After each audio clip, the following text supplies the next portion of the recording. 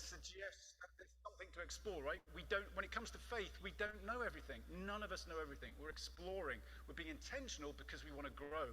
We want to discover things. And that's where that term progress comes in. So that's a little bit of a loaded term, right? Because we talk about progressive faith being progressive. And that has a bit of for some people, a negative connotation. It sounds like a little bit flaky, maybe, a little bit liberal, like there's anything wrong with being liberal. But, words like liberal and conservative tend to get weaponized these days, don't they? And we sort of use them as insults almost to people. So, but if you think about it, faith, if we don't know everything, then faith has to be progressive. Otherwise, we're just going to stay where we are and not grow. But if there's things to discover, there's more of God to experience, then by definition, our faith needs to be progressive. So that's what we're exploring during this series. And we're acknowledging the fact that it's our faith, right? It's not just my faith, but our faith. Now, that doesn't mean that we're trying to get everybody to believe the same thing, as Ruth was saying earlier. We all have different beliefs, and we're all going to end up in different places, right? In terms of what we feel is true, what's meaningful, etc. If you think about it, we've got some of the things we hold dear on the banners up around us. So we've got mystery over here, right? That's an acknowledgement that life, or whatever life is something deep and mysterious. We're on a journey to discover it. It's progress. It's a process, and we're in it together, right? We're on this journey together. Doesn't mean we're all doing the same thing, or thinking the same thing, or believing the same thing, but we're accepting one another. And that's really important, I think, for us to acknowledge as we set out on this journey, because difference is okay. In fact, perhaps life is even more beautiful. Perhaps we experience and understand the divine nature of reality more deeply through diversity. So let's hold those things dear as we walk through this journey together. Now, let's look at what we're going to address over the next few weeks. Today we're going to look at who is God, and then we'll look at what is God like. Then we'll ask the question, who is Jesus? And then we'll ask the question, what is faith? And you might be looking at that list and thinking, well, good luck with that, right? That's a pretty challenging list, But so we don't get ahead of ourselves, we're actually going to take a break after week 1 before we move on to week 2. So next Sunday, we're actually having our day of service. You may have seen this slide at the beginning of the service. We'll mention it again at the end. But next week, we're all going to gather here. We'll have a light breakfast together, and then at 10 o'clock, we'll go out and serve on all kinds of different practical projects. So that's going to really ground us, I think. We're thinking about all these big concepts. But next week is really important for us as a church. It's important because we want to live out our faith. We want to practice our faith, not just think about it in some kind of vacuum. So we're going to serve on the farm. We'll go out to some local schools and serve there. Lots of different opportunities. And there's an opportunity today to sign up in the lobby, actually physically sign up for a project. You can also do that online. Go to our website. And it's really helpful to know that you're coming and what you'd like to do, so that we can organize accordingly. All right, so right after the service, go out there and sign your name up, and please come back next week. We need as many people as possible to go out and serve, because we've got lots of commitments to schools and various other organizations, and some of our local community are going to be coming and joining in with us as well. So it's a great opportunity to meet new people too. However, back to that list. What we're going to do today is ask the question, who is God? And I've got to say, I'm a little bit intimidated, to be honest, because for all sorts of reasons, I'm a little nervous, because, who am I to answer that question? And something we say here a lot is that, we want to create space for God to speak rather than speak on behalf of God. I don't speak on behalf of God. And so, this morning, you might want me to come up with some comprehensive, definitive, objective analysis of who is God. But I'm not going to be able to do that, right? It's not going to be comprehensive, because God's bigger than anything I could even imagine or talk about. Reality is bigger than anything I could imagine or talk about. Secondly, it's not going to be definitive, because once you start getting down and trying to pin things down, it gets, that's where it gets a little bit problematic, and you have to start being authoritarian and controlling, and sort of require people to believe certain minutiae about their faith when that's not necessarily the right approach. It's not, perhaps analysis isn't the best way to understand God. Perhaps it's not the best way to answer this question. It might help, but perhaps God is more experienced, more felt in terms of our interaction. And it's certainly not going to be objective, right? I think that's an important thing for us to remember. Everything I say is very subjective because it's based on my perspective, and that's an imperfect perspective. It's not a whole perspective. So and that's true for anybody, no matter what they say about God, about faith, about religion, about science, even. Nobody, no matter how authoritarian they may come across, or how much authority they think they have, or how much authority they've been given by groups of people, they're all speaking subjectively, right? So the onus then is on us, each one of us, to listen to other perspectives, sometimes from people who would claim to be experts, sometimes from people who don't claim that, but we look at their lives and see, gosh, there's something rich about that person. I'm going to listen to them. We listen to one another, but we have to come to our own conclusions and come to our own place of peace. And we do that with humility, right? We walk forward with humility and openness, rather than with a sense that any one person, including ourselves, has a monopoly on the truth, right? So what I want to do today then is a couple of things, really. Firstly, look at the issues of how do we know anything at all in the first place? I mean, how do we go about knowing? I mean, how would we go about answering a question like, who is God? Or any one of those other questions. And then I am going to try and take a stab, an attempt at answering that question. So, as I said, it's not going to be definitive, but I want to suggest some ways we might think about God, some ways we might feel about God that perhaps could help us in answering that question. And then we'll try and apply it. Now you can imagine there's a lot of stuff to get through. I'm going to reference throughout this at times. We'll come back to that. Because in next week or the week after, what is God like? Who is Jesus? What is faith? We'll come back to some of the issues that we'll raise today. So today's kind of introductory. Okay, let's think about. Let's move on to the next slide. Let's think about how we go about exploring the depths. And this is the issue of epistemology. Okay, epistemology is a branch of philosophy that's about the art of knowing. It's how do we know? How do we go about knowing? And we're just going to talk about that a little bit, and then we'll talk about the issues of metaphors and mystery, and kind of dive in to this whole issue. So let's just take a moment to look at. I've got a few slides here for us because it's a problem, right? Knowing stuff is a problem. Can we move on to the next slide? We know from a scientific point of view, we know very little. We know very little. Science is quite honest about that. So here's a distribution of energy in the universe, matter and energy, which are interchanged based on what Einstein told us. Most of the matter and the energy in the universe, we can't see it, we can't detect it. We just kind of know it has to be out there for the matter and energy that we do know about to behave in the way it does. Most of the universe, most of reality as we know it, is dark to us, even with our incredibly advanced understanding of science and understanding of reality. So it's a challenge. There's so much that we don't know. Now, on the other hand, maybe go to the next slide. Here's the electromagnetic spectrum.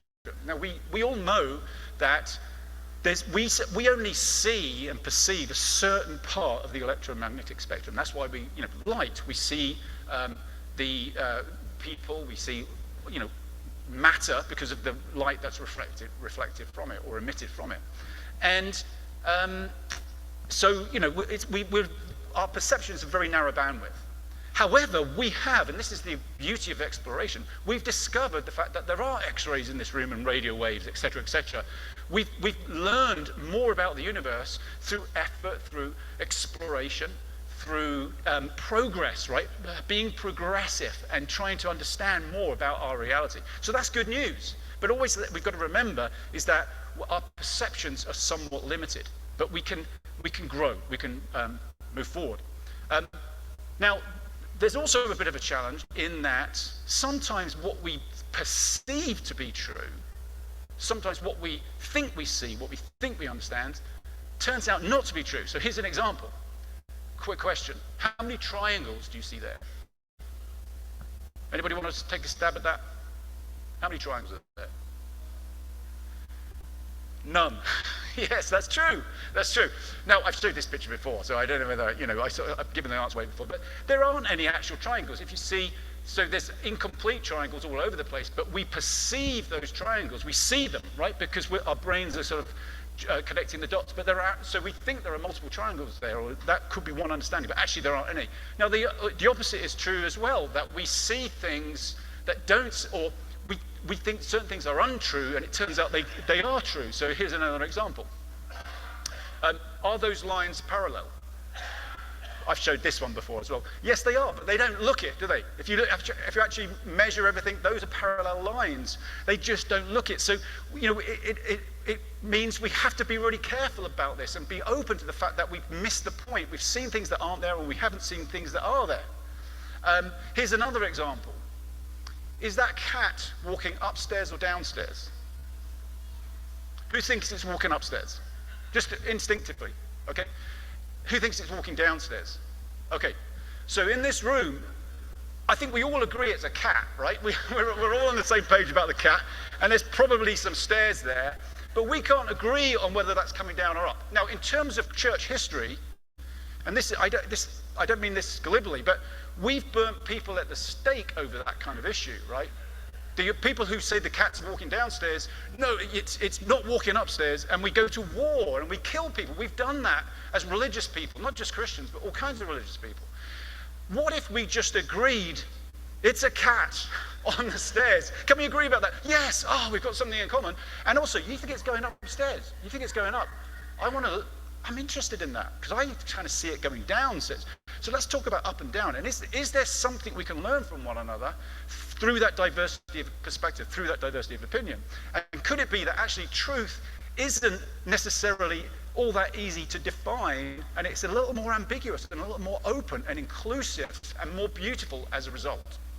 Now, maybe we can just go to the next slide. That's enough of the optical illusions. But coming back to this issue of epistemology, we have to we recognize our frailty in knowing, our imperfection in knowing, but we still want to have a go at it, right? We want to explore, we want to grow and progress with our faith. And here's a tool that we've talked about a number of times here, something called the Wesleyan quadrilateral. And I think you've seen this.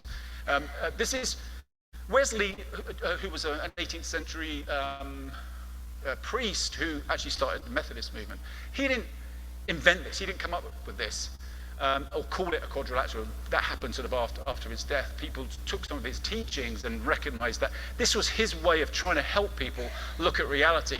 The issue of how we all apply our own experience, our reason, tradition and scripture to our understanding of God, to our understanding of faith. Now, this isn't out of the blue. A philosopher called John Locke, a century or so before Wesley, in his essay on human understanding, he talked about our experience of our senses, our experiences of our intellect, which would be our reasoning, and human authority and divine authority as ways we go about knowing and understanding. So let's go back to the Wesleyan quadrilateral. Again, this isn't definitive. I'm not saying that these are the only means of knowing something, but I think it's helpful to think about this, because as people of faith, we all use these, and it's helpful to be aware of the way in which they can help us, and also the way in which they might actually hinder us potentially. So for instance, let's take tradition. We are here as a result of tradition, a tradition that goes back to Jesus, and a tradition actually pre-Jesus of the Hebrew people. And there's something actually really beautiful about that we can look back on tradition. We can look back and sort of stand on the shoulders of the people who've gone before us, and with love and respect. There's something very, very lovely about that. Now, the downside of tradition is that traditions very often become authoritarian, right? They've become so in other words, their understanding becomes the understanding, and then progress is forbidden. Changing and evolving becomes forbidden, because suddenly what we believe in any one given moment becomes God, rather than God being God. And so tradition can work against us, and many of us have probably experienced the negativity of tradition. But tradition is important. We have a tradition even amongst our community here, right? A culture, a traditional culture of how we do church, how we do life together. Our families are a tradition. You know, we have all these influences on us that come from what's been in the past.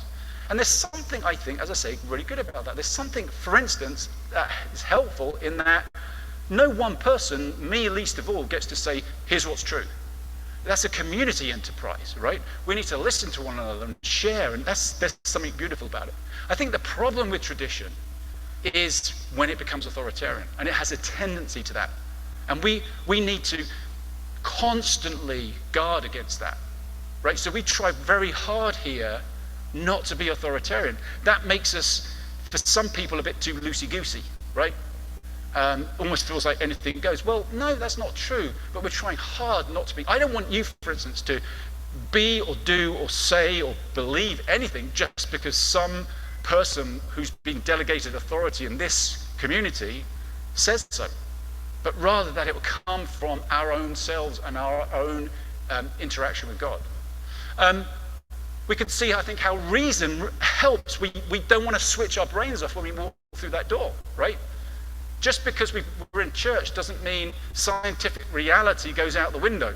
I mean, that means we're living in some kind of a bubble, you know. We use our reasoning, we think about things, we think about faith, but also we know that reasoning, intellectualism doesn't necessarily get us the whole way, because coming on to experience, there's things we feel more than we think. There's things we experience that are deep and profound, and actually very, very beautiful, and give us a sense of understanding, communion, experience of God. And then, of course, we've got Scripture, and this is the big sort of, this is the big tricky one. Because in a lot of, especially Christian traditions, Scripture is everything. So I've actually put these as sort of four independent things. Some people say, well, Scripture trumps everything. And I'm not so sure about that, because I think we're all bringing our reason, our tradition, and our experience to the interpretation of Scripture. Scripture is limited. It just is. Scripture doesn't address every single issue to do with reality, right? It's not comprehensive in that sense. And we have to interpret it. So we're always bringing ourselves, we're always bringing our subjectivity into it. It's just that we don't always want to acknowledge that. We don't always want to admit that. But Scripture can be really, really helpful. And we talk about Scripture a lot here. We look at the Bible a lot. Scripture is also a tradition, isn't it? I mean, even the books that are in the Bible that we accept as the Bible are there because of a tradition, something that happened hundreds of years ago, where choices were made about which books would be included and which books wouldn't. And those choices were made sometimes to the detriment of some people who disagreed. But that's the reality. Okay, so we're dealing with all four of these things as we look through this lens. Now, maybe we could just move on back to that other slide. So we've got frameworks of epistemology, frameworks that help us know. And it's not to say that any one is right, it's just saying let's acknowledge that there are kind of lenses we're looking through, and that those lenses can be helpful, and they can also be a bit of hindrance. Now, the other two issues are metaphor and mystery. So we've talked a little bit about mystery already. We'll come on to that a bit more in a second. But this issue of metaphors, I think, is an important one, because when you think about it, our very best thoughts about God, even our very best experiences of God, are not God, right? So when we might come up with a great idea to describe God, but it's just a metaphor. It's our attempt to explain a mystery, just like scientists have been doing through the centuries. So we have an explanation of gravity that's, Sir Isaac Newton developed, which is very different to the one that evolved out of Einstein's thinking about the curvature of space. So, scientists actually tend to do a lot better at accepting that their theories are more metaphors or symbols or ways of understanding something, but they're only metaphors, so they have to be held loosely rather than as absolute truth. The problem we have is we have metaphors like Trinity or Father or Son, but we make those God. as opposed to thoughts about God, ways to help explain God or understand God. And so we have to be really careful about that. Now, I want to sort of shift gears a little bit and move into thinking about, okay, who is God, right? So we're going to take the plunge into the depths. And I want to sort of jump off this idea of metaphor, because I think one of the metaphors that we have for God is that God is a person, right? And we've talked about this a little bit before, but there's another way of looking at God, that God is sort of, transcends personhood, that God isn't a person. God's not some sort of mythological being that's sort of kind of human but with superpowers. Because there's, and maybe God's more of a force, more of a presence. Maybe God transcends personhood. That doesn't mean we don't experience God personally. And it doesn't mean that the metaphor of God as a person is necessarily a problem. But it might be that thinking of God as a person doesn't do enough for us. And as a metaphor, it might also do some harm or have some limitations that aren't helpful. Now, I think we see that, actually, if we go back to our tradition of the Hebrew people and the emergence of Yahweh as the God of the Hebrews. We see, actually, if we read the Bible, read the Hebrew Scriptures, we see Yahweh emerging as one God amongst many. Okay, so this is before monotheism, one God amongst many, and Yahweh was a sort of territorial warrior God, a warrior God on the side of the Hebrew people, who sort of kicked butt and took names of other gods who were other people's gods. And then gradually, if you read the Scriptures, you see that this notion of Yahweh is transformed by lots of events, like the fall of Jerusalem and the exile, where they begin to think of God as the God of everything, and we have monotheism evolving.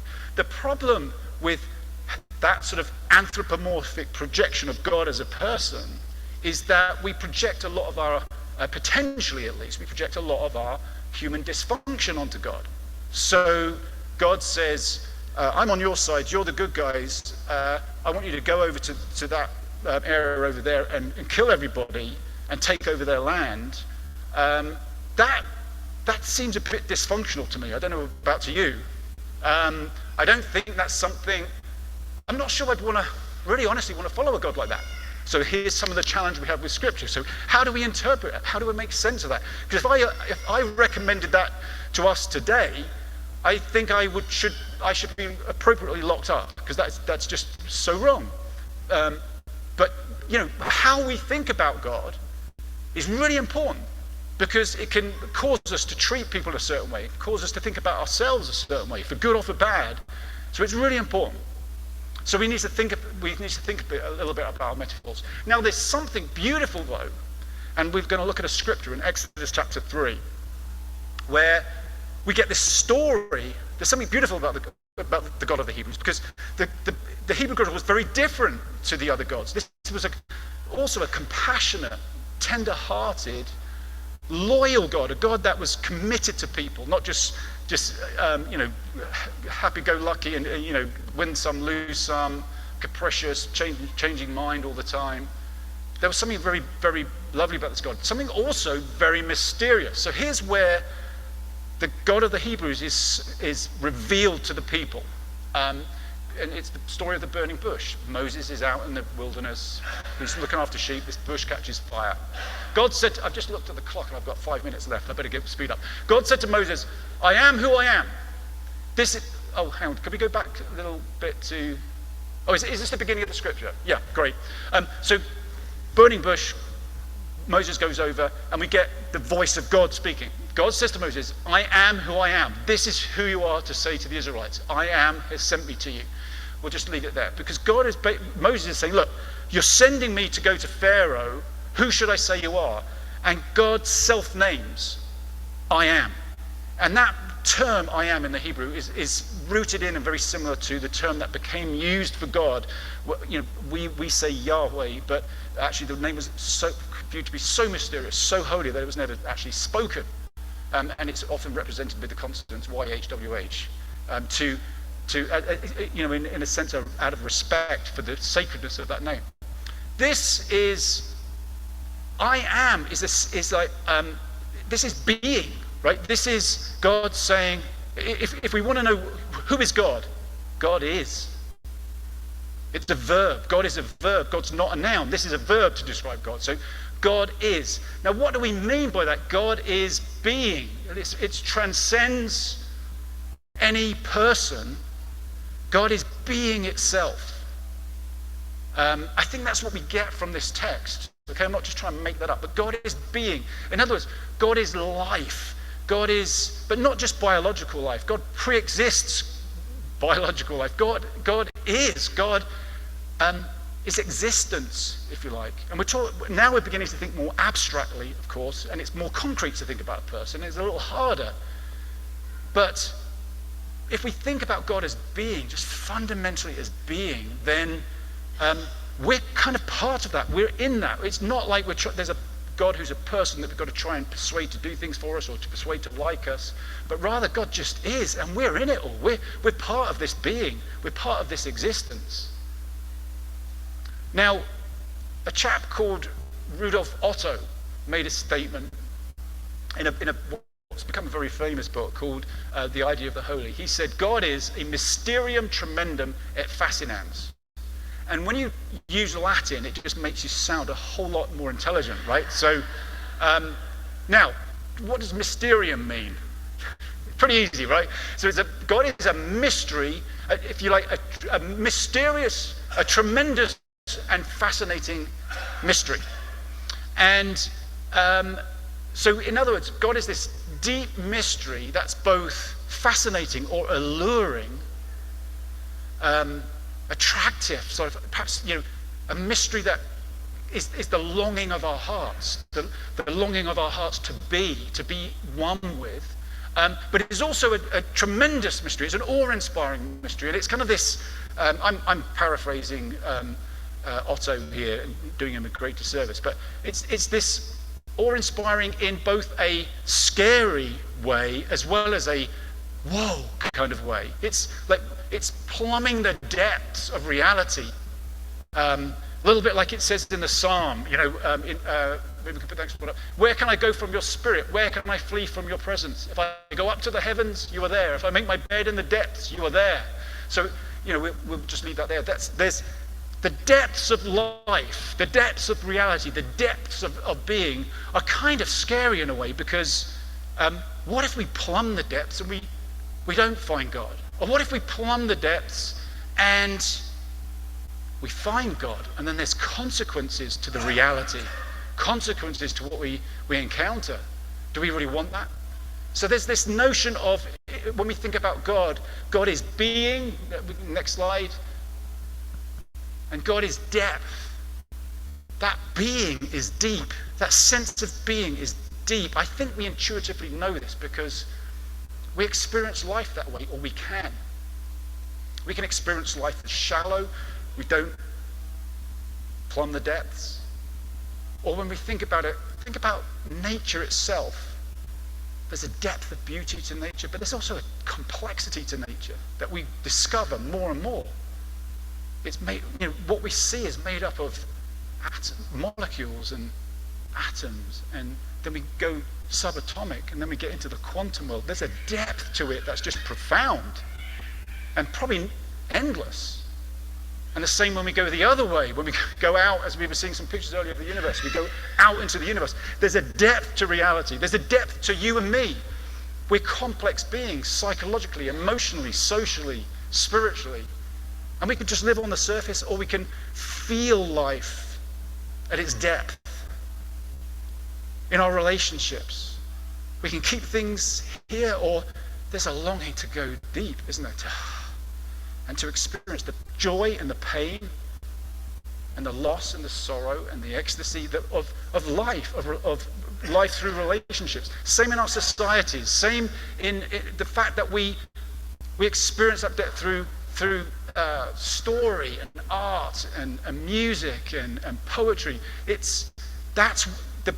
All that is life is deep. This sense of being is deep. Now, what else can we say about God? Okay, I'm not I realize these are not definitive, right? This all somewhat ambiguous. Maybe we can go to the next one. God is everything. God is everything. Now, we'll skip the next two scriptures, okay, Amanda. The Christian scriptures, and I'm kind of cheating here a little bit by talking about Jesus, but the Christian scriptures talk about Jesus. We'll do all this in week 3, as being the substance of everything. You know, Jesus as the firstborn of creation, or Christ being the cosmic Christ, like containing all of creation, that somehow God is everything. Everything is created through the Logos, or the cosmic Christ. We'll explore this more in a few weeks. But I think that's Christians, early Christians, tapping into the fact that, and Jesus tapped into this, when Jesus talked about the kingdom of heaven. It's like there's no separation between heaven and earth. There's not spiritual and material. It's all one. And it's a real mixed bag. Even the pain, even the sorrow, even the suffering. It's like God holds it all. It's all there. And in one sense, we want a perfect reality. We don't want pain and suffering. And yet, at the same time, we've grown and been transformed by a lot of that stuff. And there's something even beautiful about sadness.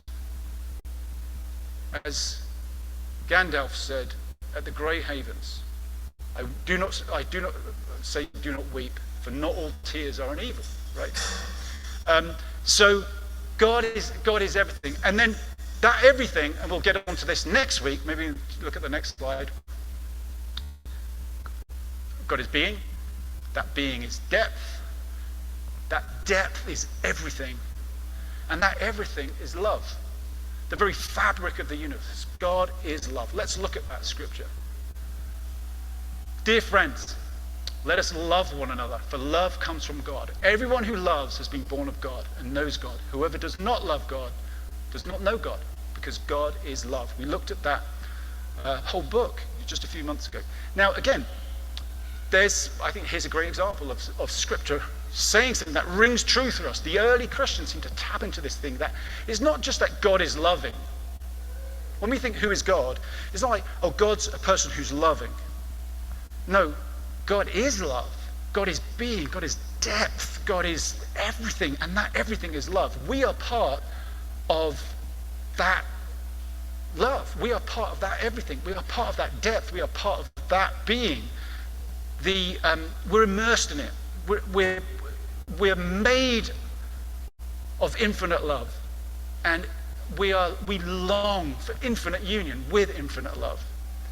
And as we think about God transcending personhood, a metaphor that comes to mind, one that we've used many times here before, is like being sponges in the ocean. Right? It's not so much that we're separate from God and we've got to kind of persuade God to like us, and then God will love us. Or even that, well, God's just a really nice person who loves everybody, can't not love somebody. And so, but we still don't really buy it. We still don't really feel that we still struggle, and we kind of invent religious practices to try and help us look better or feel better. Rather, what if God just is? And God is deep. And we can plumb those depths. God is everything, all the mixed bag. And God is love. We can trust that. And we can see ourselves and experience life as being sponges in the ocean. In other words, immersed in God, even when we don't realize it. And we can be full of God. So we're surrounded by God and full of God because we're like a sponge. And perhaps the goal is to become more of a sponge, to become more porous, to become more absorbent, to become more aware of that reality. We're going to take communion now, so maybe the band can come up. And we're just going to pause everything there, Amanda, okay, in terms of slides, because time's pressed on. I was going to give the definitive answer to who is God, but, we'll skip that bit. Next week, or the week after. See, next week, come back for the day of service.